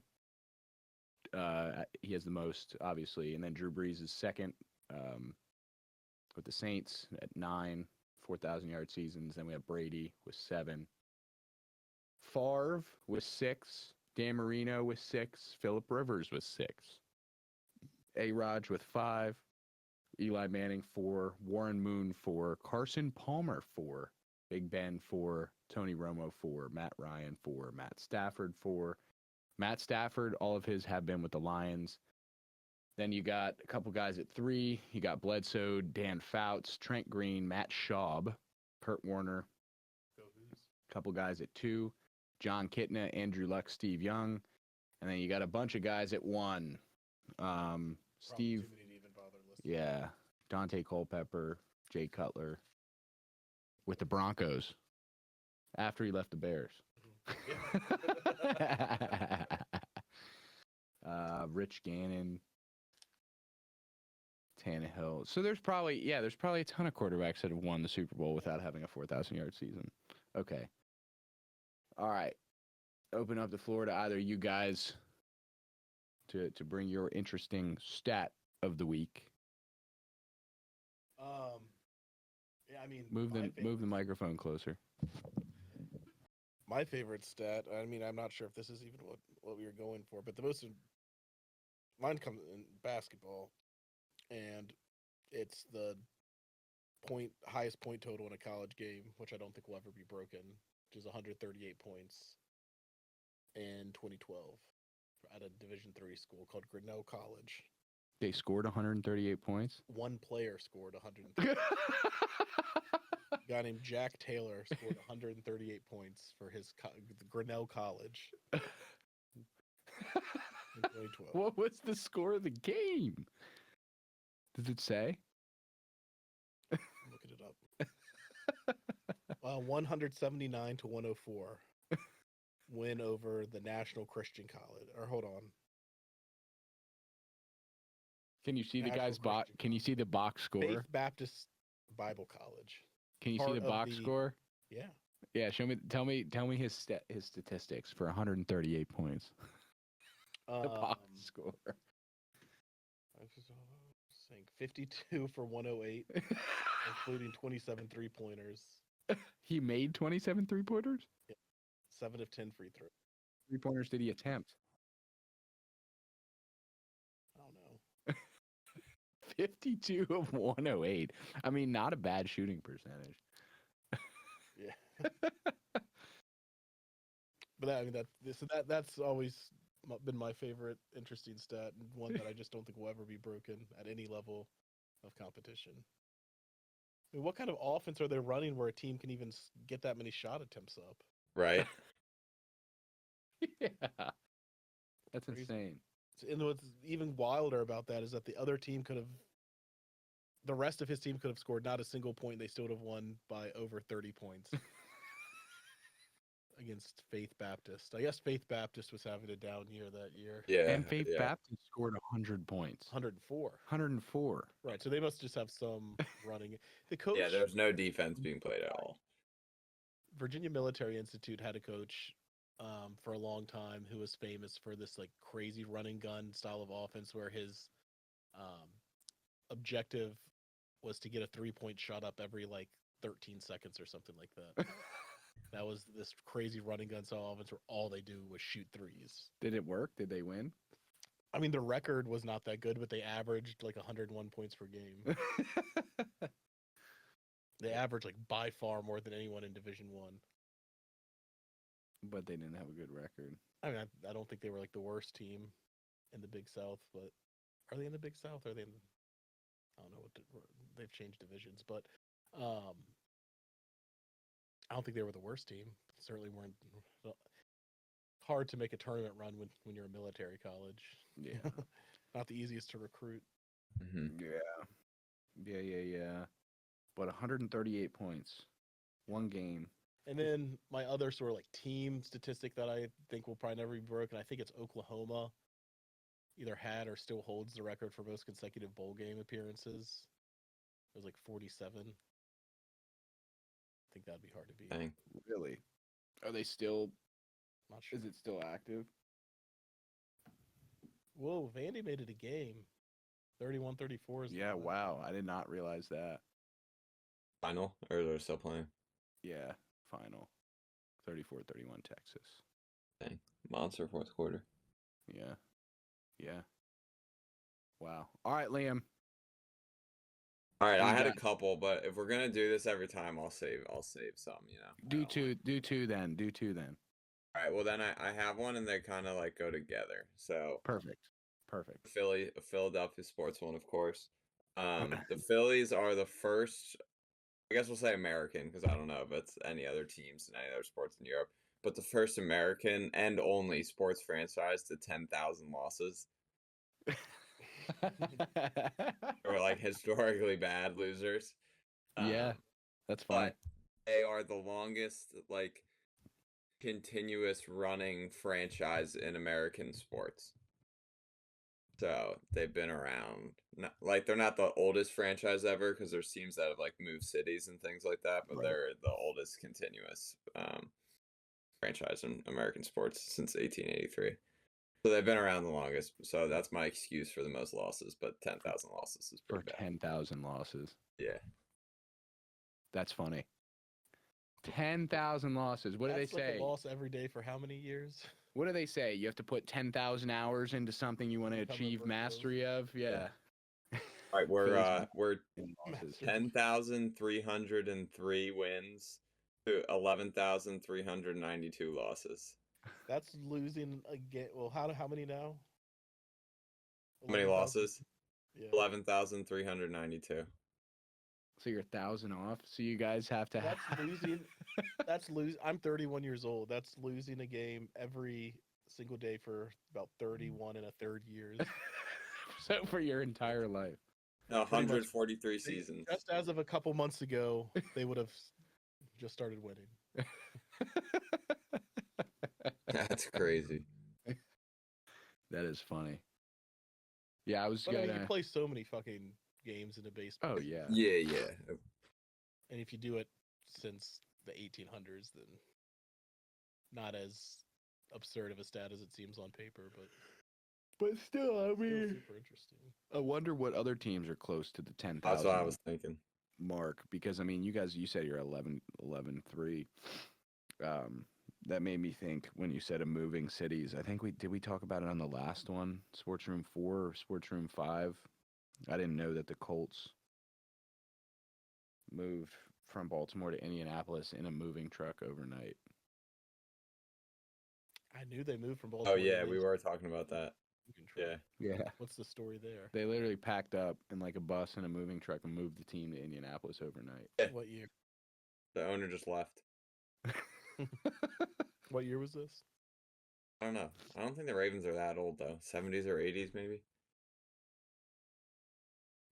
They were the Baltimore Colts, and then they didn't even change the name. He just took the whole team and just went.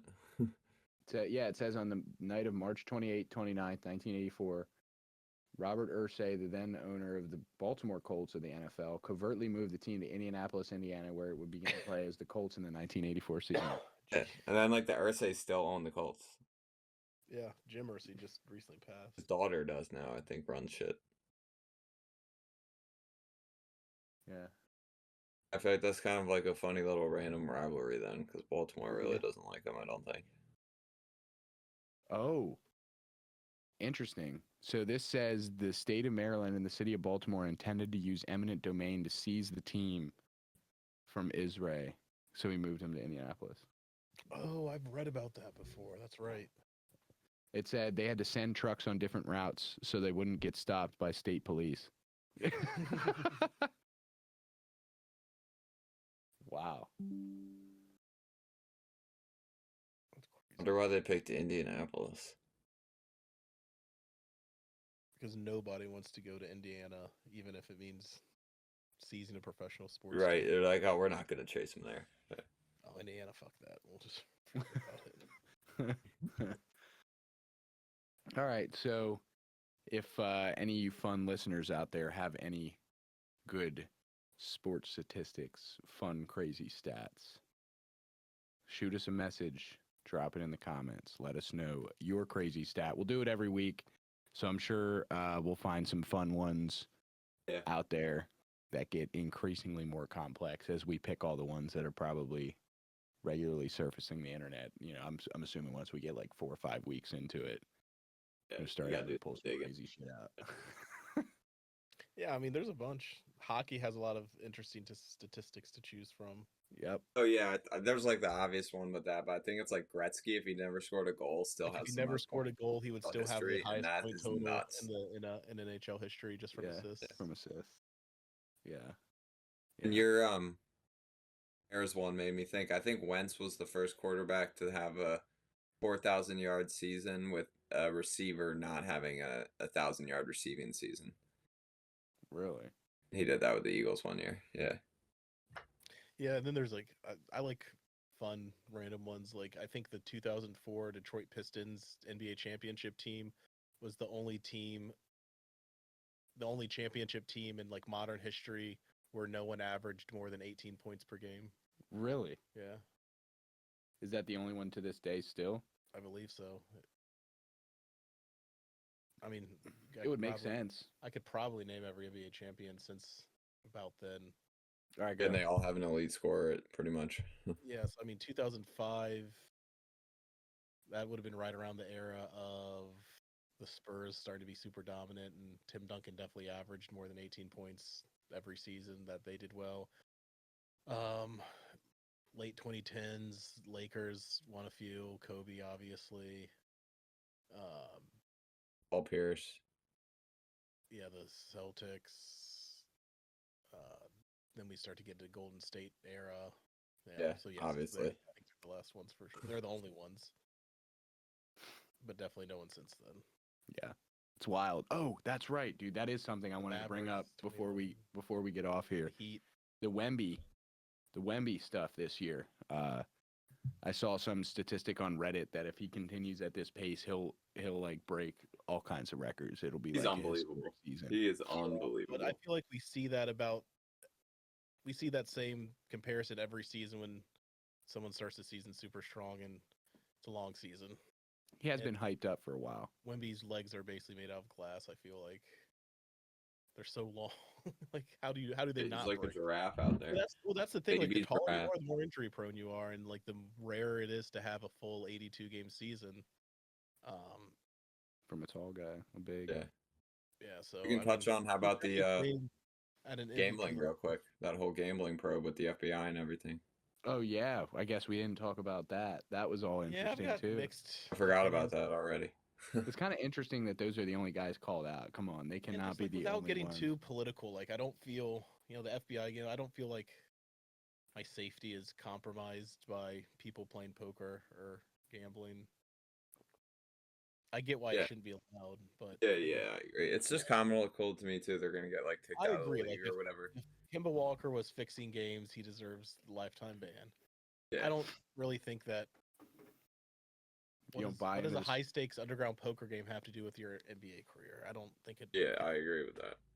The IRS isn't getting their share, man. Yeah, but you shouldn't fucking get in trouble for basketball because you're playing poker outside of. Also, the league is making billions of dollars off gambling contracts.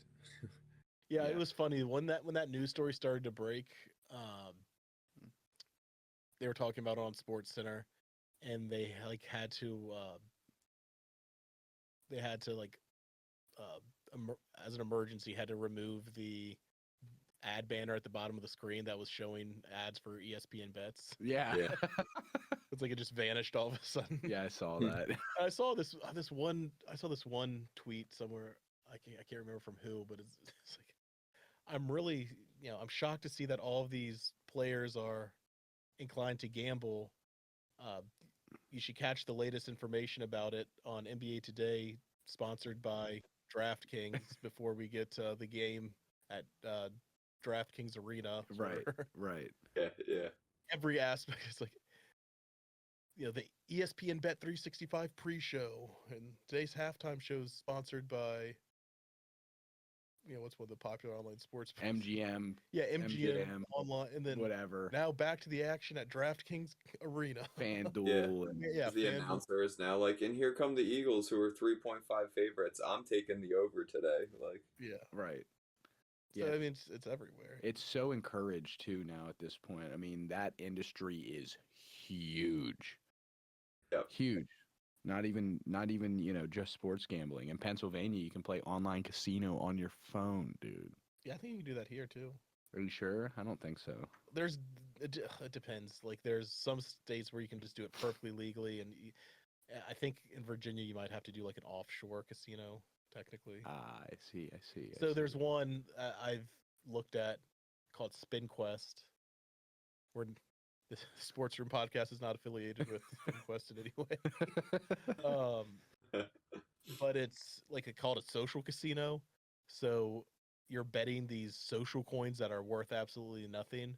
So that's like you buy those to gamble. Cash them out. But the way it works is like if you spend $500, you get to buy 50,000 social chips. Right. But as a reward for buying that, you also get 500. So you spend $500 on the social chips that are worth nothing, but as a promo, they'll give you 500 other chips that can be exchanged for cash. Gotcha. So you're not directly purchasing coins to gamble with, but it's like the marijuana law in Virginia where you can gift. Right. You buy a bumper sticker for $50, and in exchange you get however much pot. Right. And so then you could bet with the real coins and cash out for money. That's wild. So that's how it works in Virginia. And you can do all sorts of shit. And yeah, I know somebody recently who got really addicted to online slots like lost a lot of fucking money. It's just so accessible, man. Not to say that I don't enjoy it myself. I'm a I enjoy huge. the occasion. I mean, I also know myself well enough that I'm never gonna have a problem compulsively. Like if I lose a bet or a parlay, I'm just gonna be pissed off to not want to do it again for a few months. But like, gosh, I do know some people who have to try to get even, and even if it's their last $100, they're gonna put it on this parlay that they know is gonna hit. Right. Yeah. Right. Wow. I'm not much into it. I like to do pick'ems every week. Let's do an Who gets the NFL pick'em. touchdown? Let's do an NFL pick'em. I like the anytime touchdown scorer ones too. I usually put in one of those, and then NFL pick'em. Usually do my fat 10 cents, because Nice. that's the minimum bet they let me bet on ESPN. So I always Yeah. rip those. I We're will doing say, since the Eagles have a bye, we're doing a family parlay this week. Each one of my siblings and parents picked a leg for a TD parlay. Nice. I would like to. I'm sorry. Go ahead. I was gonna say I forget who was telling me, but they do a fantasy losers parlay. So whoever had the least amount of points scored in fantasy every week, the rest of the league cooks up a parlay and they throw $5 on it, and then if it hits, everybody splits the money. Well, that's actually It's really cute. good I like that. Yeah. While on the topic of sports betting, I would like to say I'm still salty about the last time you guys had me Yep. in the sports room.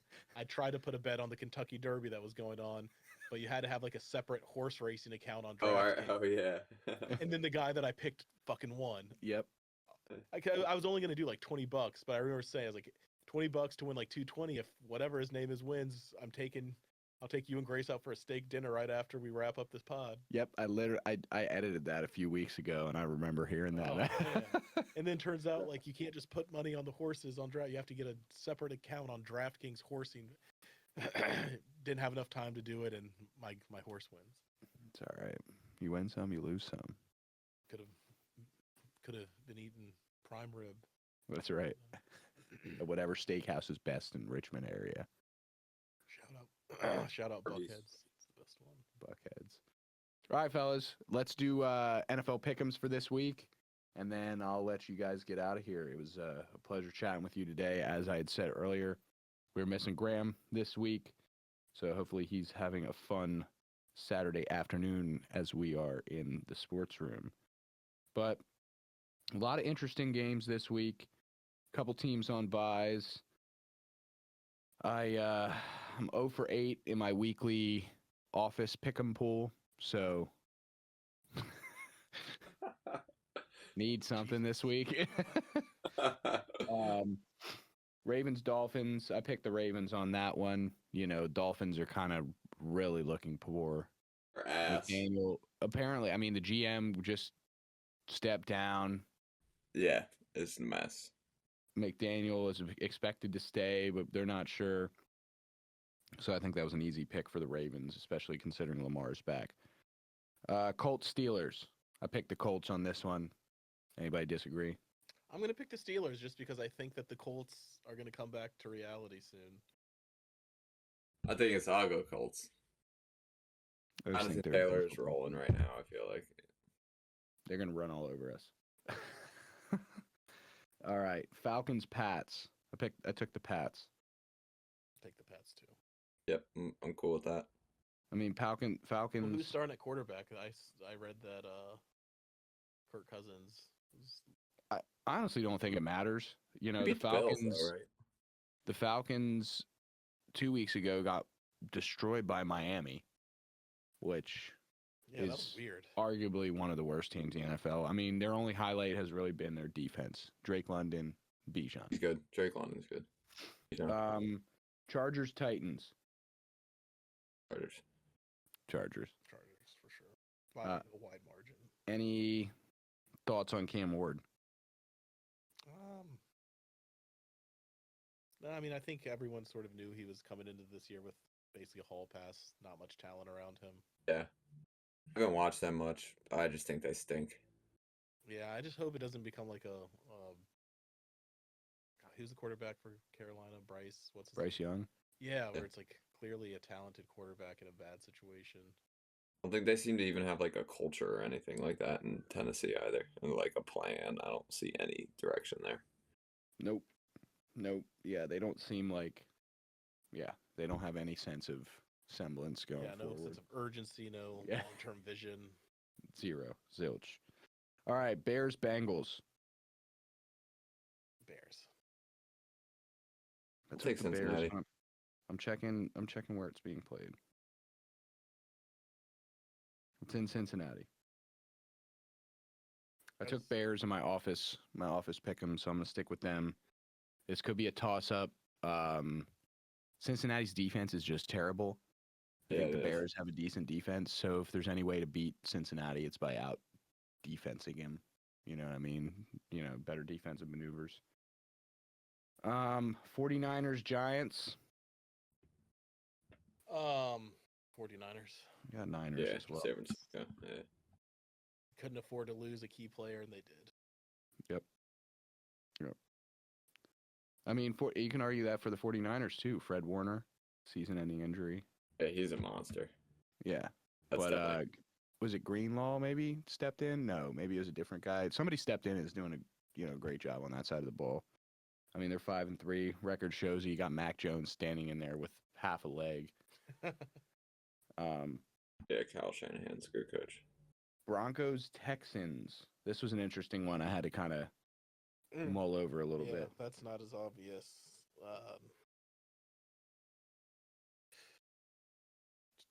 If you're asking me, I think like your initial reaction is just say Denver, but Houston could easily win this game. Yeah, Houston had a good week last week. I would never touch that in terms of betting. Me either. I took Denver. Texans are the home team, so we'll see. I'll take Denver too. Clearly, being on the road doesn't phase. I think that Eagles win helps them a lot. Mm-hmm. Vikings, Lions. Lions at home. Lions. Yeah, Lions as well. Packers, even Minnesota's quarterback. Oh, yeah, McCarthy's back, I guess, this week, right? Yeah. I guess. I don't know. I mean, Wentz looked injured, and it turns out he was playing for 2 weeks with, like, a torn something, right? Yeah, labrum. Yep. So, Lions, Panthers, Packers. Packers at home. Yeah, I'll go Pack. Packers. This could also be an interesting one. Panthers at 4-4. Not looking too shabby. Yeah, I mean, clear improvement.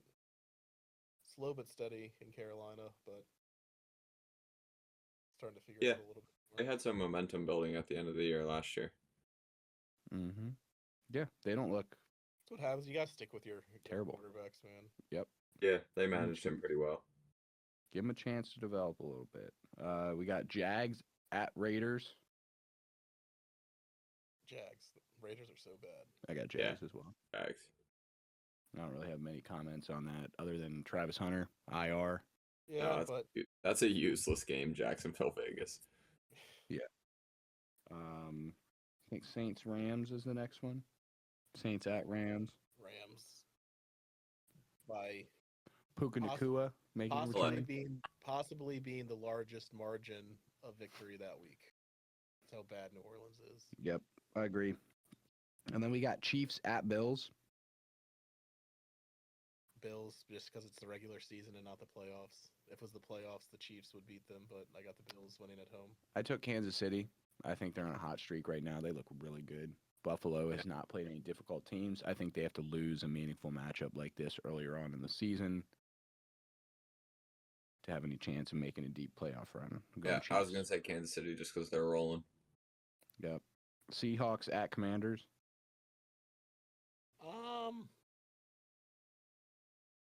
I think the Commanders will bounce back and actually win at home. A few more people will be healthy. Away game for a team traveling across the country is never easy. Sunday night. They've been in the prime time slot. Monday, they had a Monday night game and then a Sunday night game. And I think that they're going to settle in. And well, I guess we'll wait to see the update on Jaden Daniels. Has that been announced yet? I'm not sure. Regardless of that, I got Sam Darnold, bro. Yeah, I think Seattle. I got Seattle as well. And then Monday night, Cardinals at Cowboys. I have Dallas. Interesting week. I think. Yeah, that is. Yeah, at least it's headlined by that matchup in Buffalo. Chiefs Buffalo. Yep. Sure. Yeah, that's a big one. And I Is think that game of the week? What time slot is that? 4:25. Okay. Yeah. So it's got to be.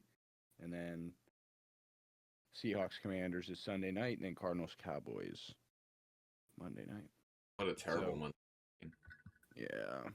Yeah, that was like the Thursday night games, like what was it, 2 or 3 years ago when Prime first got the contract. I remember it was literally the worst games of the season. The color rush jerseys and every jersey was sucked.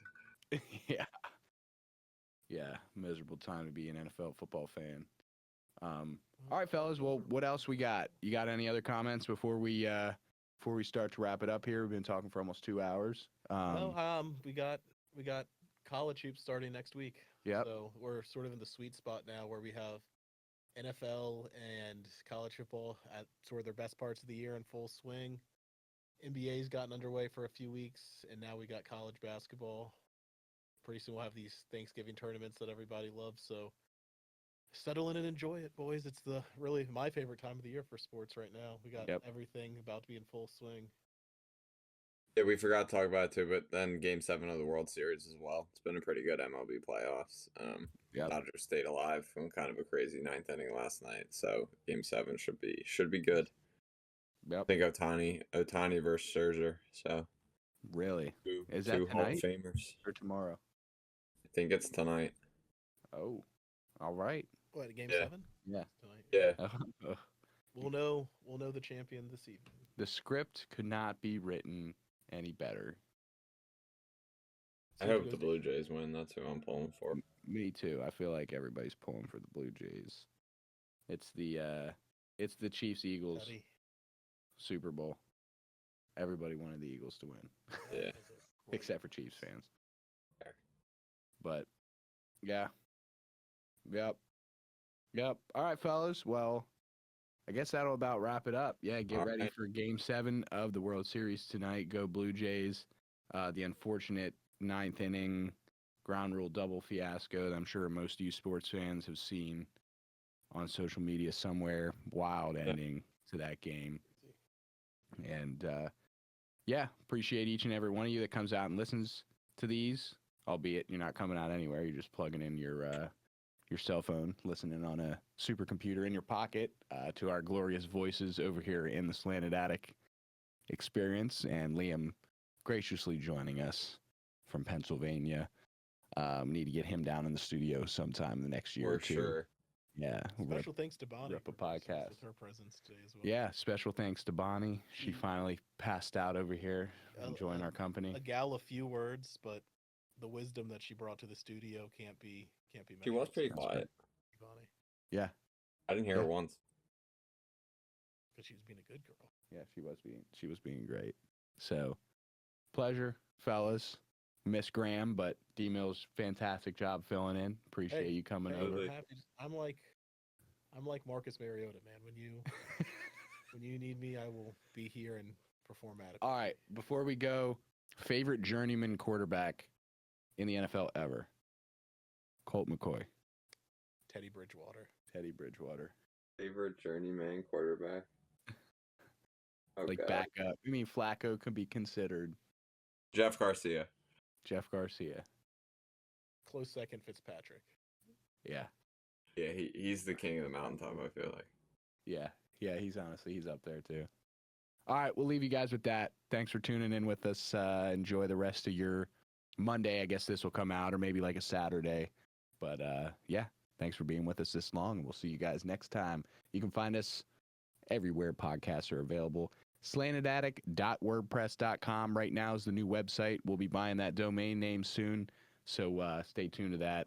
It's up and running. Got guest archives. Both of these fellas' beautiful faces are on there with their description, their links to their episodes, about information. Got the technical specifications up there, all the fun stuff. So be sure to check it out. And again, thanks for tuning in with us, and we'll see you guys next time.